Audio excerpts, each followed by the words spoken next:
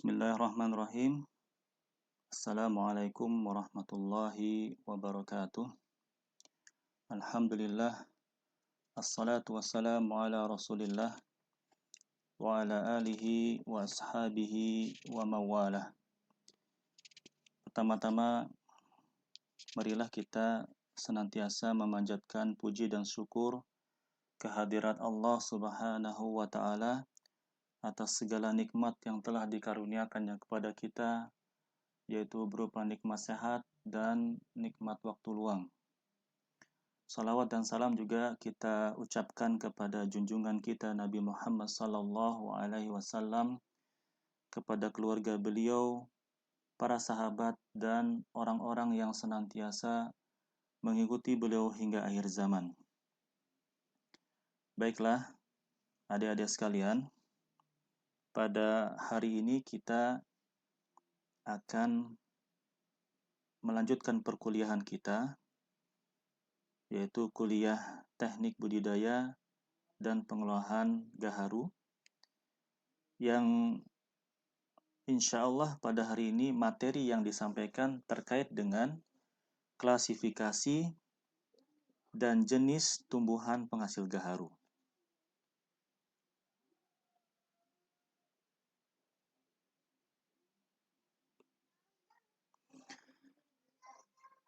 Sebagai pendahuluan, ya, bahwa belum banyak orang yang mengenal gaharu, ya. Sebagian lagi hanya mengenal secara sepintas saja. Jadi kita sering mendengar istilah gaharu, tetapi ternyata kita belum paham sekali gaharu itu apa. Nah, gaharu ini merupakan komoditas hasil hutan bukan kayu, ya, atau HHBK, komersial bernilai ekonomis tinggi. Jadi kalau dalam kehutanan itu ada produk dan jasa, ya. Di antaranya adalah HHK, hasil hutan kayu, kemudian HHBK, hasil hutan bukan kayu, dan jasa berupa jasa lingkungan, baik sebagai penghasil air, udara, ya, penahan longsor, ya, dan banjir, serta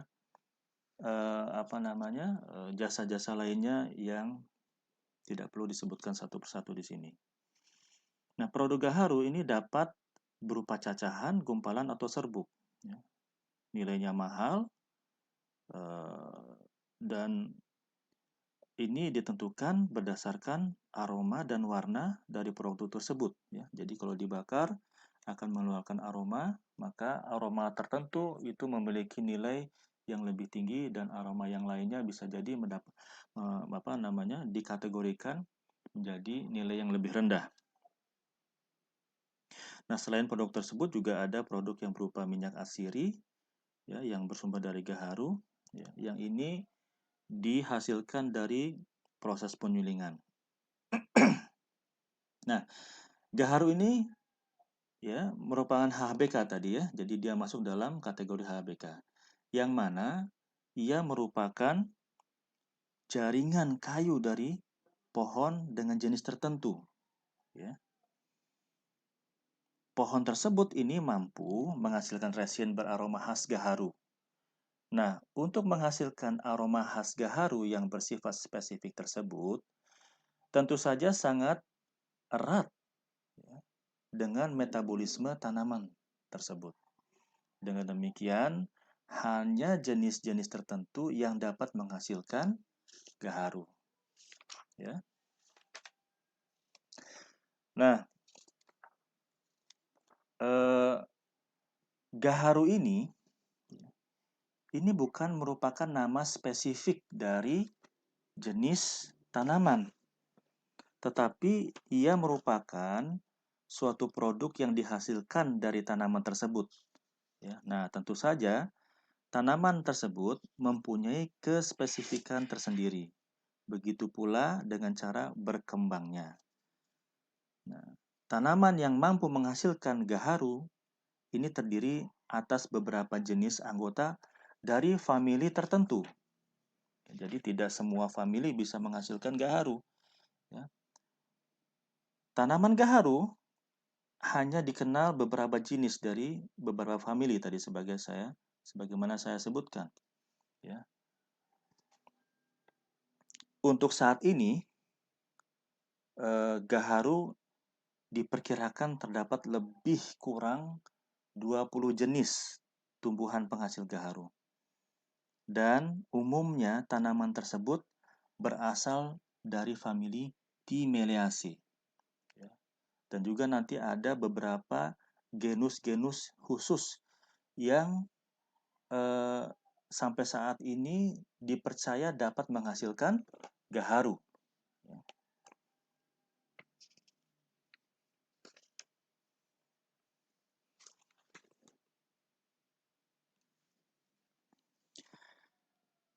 Selanjutnya, gaharu sangat potensial untuk dikembangkan. Penyebabnya adalah gaharu adalah tadi salah satu produk HHBK yang memiliki nilai ekonomi cukup tinggi dibandingkan dengan produk kehutanan lainnya. Ya, kemudian juga adanya aroma yang khas dan tahan lama. Inilah yang membuat gaharu sangat disukai dan bernilai ekonomi. Namun, untuk melakukan budidaya tanaman, sebaiknya sebagai seorang rimbawan atau orang yang memiliki niat untuk mengembangkan dan membudidayakan tanaman gaharu, maka harus menguasai pengetahuan tentang karakter tanaman penghasil gaharu. Ya, di sini ada atau akan saya sebutkan beberapa karakteristik dari tumbuhan gaharu. Yang pertama, bahwa dunia tanaman ini dikelompokkan menjadi banyak rumpun. Ya. Nah, pengelompokan masing-masing rumpun tersebut ini berdasarkan sifat dan spesifikasi kemampuan serta cara tumbuh dan berkembang tumbuhan tersebut. Sifat tumbuh dari pohon ini sesuai dengan karakteristik dari masing-masing tanaman pohon tersebut, ya, pohon gaharu ya, atau pohon penghasil gaharu. Bagi pohon yang tumbuh meninggi atau bagi pohon yang tumbuh meninggi, tegak lurus batangnya, ini akan tumbuh ke atas atau meninggi apabila tidak ada gangguan di atasnya. Oleh karena itu, tanaman tersebut ini mampu tumbuh hingga berpuluh-puluh meter. Jadi kalau dianya merupakan habitus dari pohon, ya, maka dia memiliki potensi untuk tumbuh ya hingga bermeter-meter ke arah atas, ya, bahkan bisa mencapai puluhan meter. Nah, begitu pula dengan pohon penghasil gaharu, ya, yang berupa tanaman memanjat atau dari habitus yang berbeda, ya. Kalau yang pertama tadi habitusnya berupa pohon, yang kedua habitusnya berupa liana atau tanaman memanjat. Nah, maka biasanya tanaman tersebut ini akan sesuai dengan kondisi di sekitarnya. Ya, artinya dia akan memanjat tetap memacu kepada arah dari sinar matahari tersebut. Nah, kemampuan tumbuh tanaman penghasil gaharu atau tumbuhan secara umum, ya, ini akan dipengaruhi oleh faktor luar, yaitu lingkungan sekitarnya, selain juga dipengaruhi oleh faktor dalam berupa faktor genetis dari tanaman induknya. Nah, jika tanaman ini tidak sesuai dengan lokasi aslinya, bisa jadi pertumbuhan tanaman ini akan terganggu atau lambat.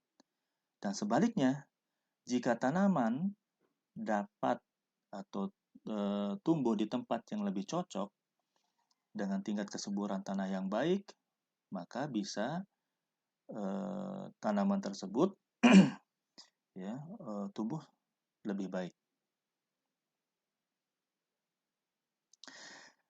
Pohon penghasil gaharu pada jenis tertentu tidak tahan dengan adanya gangguan habitat. Ya. Jadi lingkungan terbuka dan intensitas cahaya yang tinggi ini dapat menghambat pertumbuhan anakan alam. Ya. Penebangan pohon atau adanya pembukaan lahan yang tidak terkendali ini merupakan ancaman yang sangat-sangat bisa mempengaruhi terhadap pertumbuhan bagi tanaman atau tumbuhan penghasil gaharu.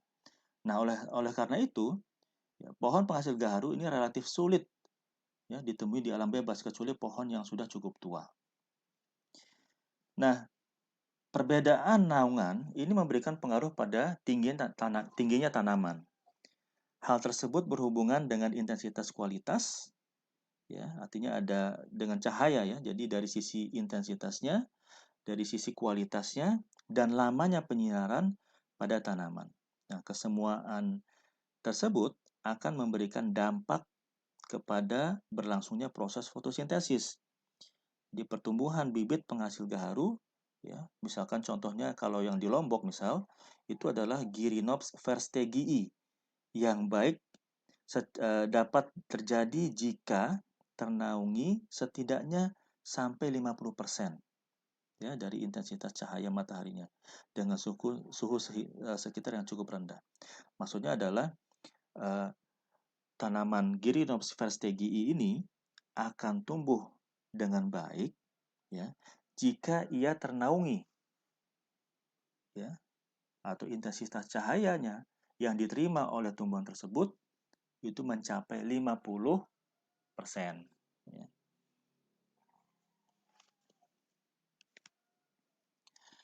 Adapun kemampuan beradaptasi dari tanaman dari penghasil gaharu, jadi tanaman seperti apapun dan dimanapun pasti akan beradaptasi dengan kondisi lingkungan yang ada atau kondisi tempat tumbuhnya. Ada rumpun tumbuhan yang mempunyai kemampuan daya adaptasi yang cukup luas sehingga dapat tumbuh di dataran rendah hingga dataran tinggi. Nah, tentu saja setelah tanaman mengalami penyesuaian dengan lingkungan tumbuhannya. Ya, jadi dia harus mengalami proses penyesuaian. Tanaman tingkat tinggi termasuk pepohonan biasanya mempunyai daya adaptasi yang cukup tinggi. Dengan kemampuan adaptasi yang cukup tinggi, ini lebih memudahkan dalam mengembangkan tanaman tersebut. Ya, jadi pembudidayaannya hanya mencari tempat atau lahan sebagai media tumbuhnya. Adapun faktor iklim dan cuaca tidak menjadi pertimbangan yang utama, ya, kecuali apabila perbedaan faktor iklim dan cuacanya sangat tinggi ya. Misalkan tanaman di gurun kemudian di rawa ya mungkin ini kondisinya akan berbeda ya karena di gurun bisa jadi ya curah hujan rendah, kelembaban rendah ya. Kemudian sangat kering. Sementara di tempat yang hutan rawa atau hutan tropis basah ya curah hujannya tinggi, kemudian tanahnya juga cenderung basah, kelembabannya juga relatif lebih tinggi. Nah, kemampuan adaptasi tanaman penghasil gaharu ya, dapat dilihat dari lokasi tanaman tersebut berada dan lokasi rencana penanaman. Nah, jika lokasi rencana penanaman sama dengan lokasi alamiah tanaman ya, dari jenis gaharu tersebut, maka ini tidak menjadi masalah ya, karena tentunya kondisi habitatnya relatif sama. Ya. Oleh karena itu, ya, jika tanaman tersebut berasal dari daerah tropis, nah tentu saja lebih mudah untuk dikembangkan pada daerah tropis, ya, karena telah ada kesesuaian dengan daerah lokasinya. Ya. Jadi misalkan di sini contohnya ada jenis gaharu Aquilaria malacensis, ya, yang ia mempunyai kondisi pertumbuhan yang cocok dengan suhu udara antara 24 derajat Celcius hingga 32 derajat Celcius. Kemudian kalau dari sisi kelembaban misalkan 80% hingga 90% dengan curah hujan yang berkisar antara 1000 sampai 1500 mm per tahun. Nah, kondisi tanah lahan yang cocok untuk tanaman tersebut itu biasanya jenis potsolik dengan struktur tanah lempung atau liat berpasir yang berhumus. Adapun kesesuaian topografi lahannya dengan ketinggian 10 sampai 400 meter dari permukaan laut. Nah, ini adalah syarat-syarat tumbuh untuk jenis Aquilaria malacensis. Baik, selanjutnya kita akan membahas syarat tumbuh bagi tanaman penghasil gaharu. Ya.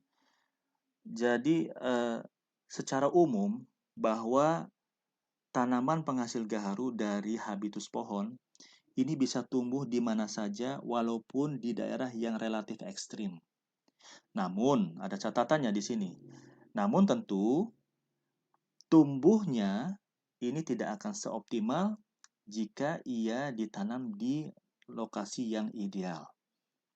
Nah, jika hidup pada daerah yang ideal, maka pohon diharapkan dapat tumbuh dan berkembang dengan baik. Sementara waktu tumbuhnya juga lebih singkat dibandingkan dengan daerah yang tidak cocok. Ya, jadi artinya tadi kita bisa menanam di berbagai lokasi, bahkan yang berbeda dengan kondisi aslinya, pada kondisi yang berbeda dengan habitatnya. Tetapi tadi tingkat pertumbuhannya bisa jadi lebih rendah, ya, atau bahkan ya pada kondisi-kondisi tertentu mungkin itu akan lebih baik dari sudut pandang penanamnya, ya.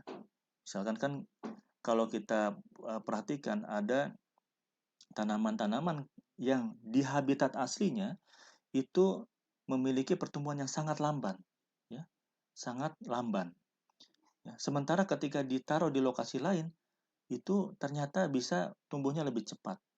Ya. Atau contoh lain misalkan, ada buah-buah tertentu yang kondisi aslinya hidup di daerah basah. Ya, tapi kemudian ditaruh di kondisi yang kering, ya, ternyata dapat menghasilkan buah yang relatif lebih manis dibandingkan pada kondisi aslinya. Ini hanya beberapa contoh. Artinya perbedaan lokasi tersebut ya akan memberikan hasil yang berbeda. Nah, dari sisi ekologis ya, tanaman gaharu ini membutuhkan kondisi ekologi yang mendukung agar dapat tumbuh dengan baik. Beberapa kondisi ekologi yang dibutuhkan antara lain misalkan suhu udara sekitar 24 hingga 32. Jadi kita di sini sebagai catatan ya, kita di sini berbicara secara umum. Jadi yang saya sampaikan di sini adalah semua jenis pohon penghasil gaharu ini dijadikan satu. Jadi kalau kita bisa melihat rentang suhunya misalkan, ternyata jenis-jenis penghasil gaharu ini memiliki rentang yang cukup besar ya dari 24 derajat Celcius hingga 32 derajat Celcius. Tentunya ketika adik-adik sekalian membahas secara spesifik jenis tertentu, maka sifat-sifat ekologinya pun akan lebih spesifik. Ya, misalkan ada jenis-jenis mungkin yang dia akan tumbuh optimal pada suhu misalkan 27 hingga 30 derajat Celcius saja misal ya. Demikian juga misalkan di sini secara umum kelembaban udara ya berkisar antara 80 hingga 90% dan curah hujan yang berkisar antara 1.500 hingga 2.000 mm per tahun dengan tipe iklim C ya. Nah, terkait dengan ketinggian tempat yang dibutuhkan tanaman gaharu ini sangat bervariasi. Ya. Pohon gaharu dapat tumbuh pada daerah rendah hingga dataran tinggi dengan ketinggian mulai 10 meter hingga 1.600 meter dari permukaan laut. Nah, khusus untuk jenis Gyrinopsis verstegii ya, yang merupakan tanaman asli di NTB, ya, ini dapat tumbuh pada ketinggian 10 hingga 900 meter dari permukaan laut ya, pada daerah yang beriklim kering. Ya. Jadi dulu Universitas Mataram ya melalui Fakultas Pertanian kalau nggak salah tahun 2000-an ya, awal-awal tahun 2000 itu pernah menanam tanaman gaharu dalam skala besar. Ya, yang ini merupakan cikal bakal berdirinya program studi kehutanan ya. Jadi kalau nggak salah sekitar tahun 2000-an ya. Saya masuk sekitar tahun 2003, 2023 akhir. Nah, di situ saya terlibat dalam penanaman di sana, ya, dalam kegiatan tersebut. Ya, walaupun di bagian pertengahan hingga akhir. Nah, eh, jadi yang kita tanam di sana cukup besar, ya, mungkin ada ribuan, ya. Tetapi karena sesuatu dan lain hal, ya, salah satunya mungkin karena proses pengelolaannya yang tidak intensif, ya, kemudian juga curah hujan yang sangat rendah, ya, untuk di Lombok bagian utara, ya, waktu itu di KHDTK Senaru, ya, mungkin adik-adik sekalian sudah pernah ke sana, ya. Ini banyak yang mati. Selain itu juga ada aspek sosialnya, ya, karena sudah ada masyarakat yang masuk di dalam, ya, sehingga ada konflik of interest, ya. Jadi terdapat perselisihan dalam apa yang harus dikembangkan, mana yang menguntungkan bagi petani dan lain-lain. Sehingga itulah mungkin banyak aspek yang harus kita pertimbangkan ketika kita menanam gaharu atau komoditas-komoditas lainnya. Ya, jadi tidak hanya gaharu. Nah, daerah penyebaran tanaman penghasil gaharu di Indonesia ini dapat dijumpai pada berbagai ekosistem hutan. Ya, jadi kalau kita melihat dari tipe ekosistem hutannya, ya, maka ini bisa ditemukan pada hutan dataran rendah, pegunungan, bahkan sampai ke hutan rawa gambut. Ya. Tanaman penghasil gaharu tidak tumbuh baik pada lahan terendam air permanen. Ya. Hutan rawa gambut atau hutan rawa kadang-kadang itu tergenang air, kadang-kadang juga tidak tergenang. Ya. Tumbuhan penghasil gaharu ini tergolong sebagai tumbuhan pionir. Ya. Jadi secara umum tanaman ini adalah tanaman pionir, ya, dan memiliki sifat ekofisiologis yang pada fase pertumbuhan vegetatif hingga umur 3 tahun. Ia tempat tumbuhnya itu biasanya senang pada daerah-daerah yang bernaung. Nah, tempat tumbuhnya ini berupa tanah dengan kondisi struktur dan tekstur tanah yang bervariasi pula. Jadi, tanah yang cocok untuk pertumbuhannya biasanya adalah jenis tanah yang berlempung, lempung berpasir, dan bebatuan.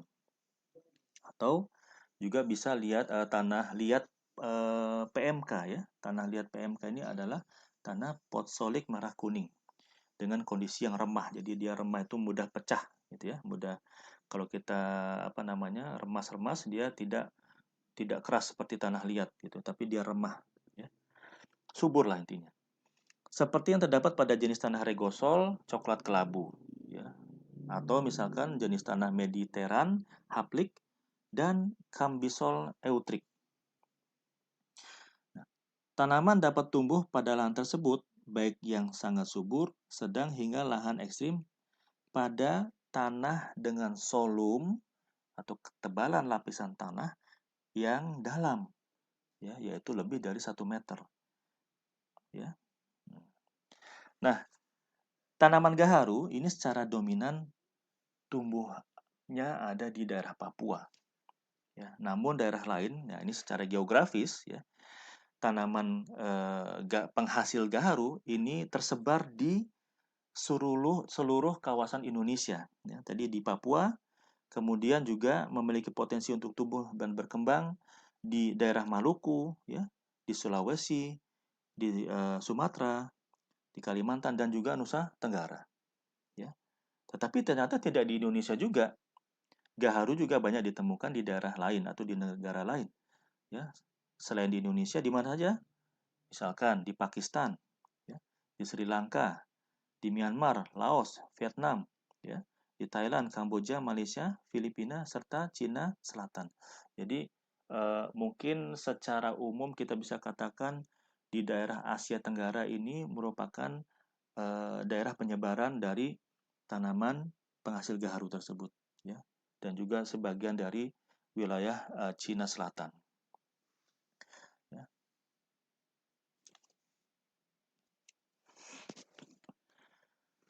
Adapun secara fisiologis, ya, maka tanaman penghasil gaharu sebagian besar pada fase awal pertumbuhannya, yaitu pada pertumbuhan vegetatifnya, umumnya tidak tahan akan intensitas cahaya langsung, atau kita bisa istilahkan dengan nama semi toleran, ya.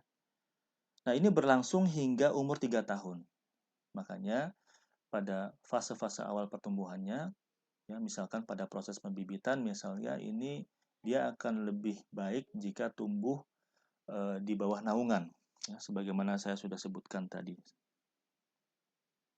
Nah, dengan demikian, secara alami, sebagian besar jenis-jenis pohon penghasil gaharu pada fase awal pada fase awal tumbuhnya ini memerlukan naungan sebagai pelindung dari sinar matahari.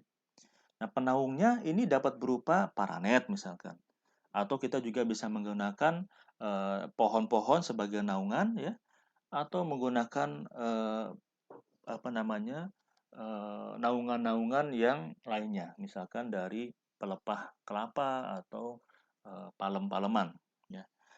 Nah, tanaman penaung gaharu ini diperkirakan dapat memiliki keteduhan sekitar 50% dari sinar matahari terhadap tanaman gaharu.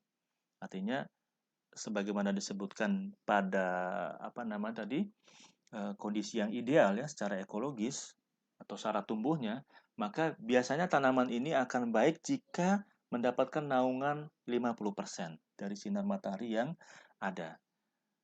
Nah, dan jarak tanam tanaman penaung ini idealnya 3 sampai 6 meter. Jadi ini maksudnya apabila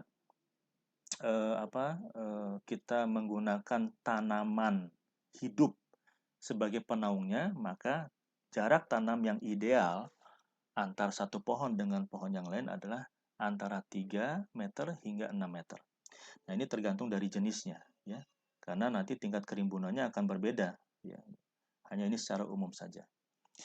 Jika bertajuk rimbun misalkan jarak antar tanahnya mungkin bisa kita gunakan 6 meter, ya. Tapi kalau misalkan kurang, maka jarak tanamnya itu bisa dikurangi, bisa lebih di bawah dari 6 meter jarak tanam.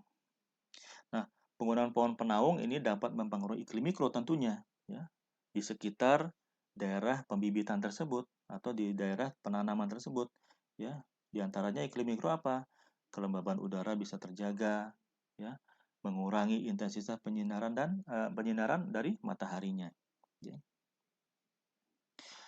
Tanaman gaharu yang ditanam dengan naungan ini menunjukkan presentasi tumbuhnya tanaman tinggi dengan kondisi tanaman memiliki vigor yang lebih sehat, ya. Kemudian batang tanaman tumbuh dengan baik serta daun berwarna hijau dan berjumlah banyak. Adapun tanaman gaharu yang ditanam tanpa naungan ini menunjukkan tingkat pertumbuhan yang rendah. Artinya kalau kita akan menanam gaharu, ya, pada kondisi yang tidak ternaungi, maka tingkat pertumbuhannya akan rendah. Dan sebaliknya, tanaman yang ditanam di bawah naungan ini akan memiliki pertumbuhan yang lebih tinggi. Kalau adik-adik sekalian pernah main-main di halaman kampus kehutanan, ya, di bagian selatan itu terdapat beberapa tanaman gaharu, ya, yang itu merupakan hasil praktikum dari angkatan-angkatan sebelumnya. Nah, kita bisa lihat juga di sana, ya, ternyata dalam lokasi yang sama, ya, dengan jarak tanam kalau tidak salah jarak tanamnya itu adalah 1 meter, ya. Ternyata ada tanaman yang lebih tinggi dan ada tanaman yang lebih rendah, ya. Artinya di sana terjadi perbedaan. Nah, ini menunjukkan bahwa, ya, teknik-teknik silvikultur yang diterapkan pada tanaman gaharu ini mempengaruhi terhadap hasilnya, ya. Nah, ini bisa kalian kalau tertarik dalam bidang silvikultur, maka bisa bermain di sini, ya, bisa bermain dalam misalkan jarak tanam, pemberian pupuk, ya, pemangkasan, pemeliharaan dari hama dan penyakit itu bisa dipelajari atau bahkan bisa menjadi bahan untuk penelitian. Baik, selanjutnya, ya, setelah kita mengetahui terkait dengan apa namanya, pertumbuhan dari tanaman gaharu, ya maksudnya di sini adalah syarat-syarat tumbuhnya dari sisi ekologis, dari sisi fisiologis, maka ternyata tanaman gaharu tersebut, ya, eh, istilahnya bukanlah secara otomatis dapat menghasilkan gaharu, ya.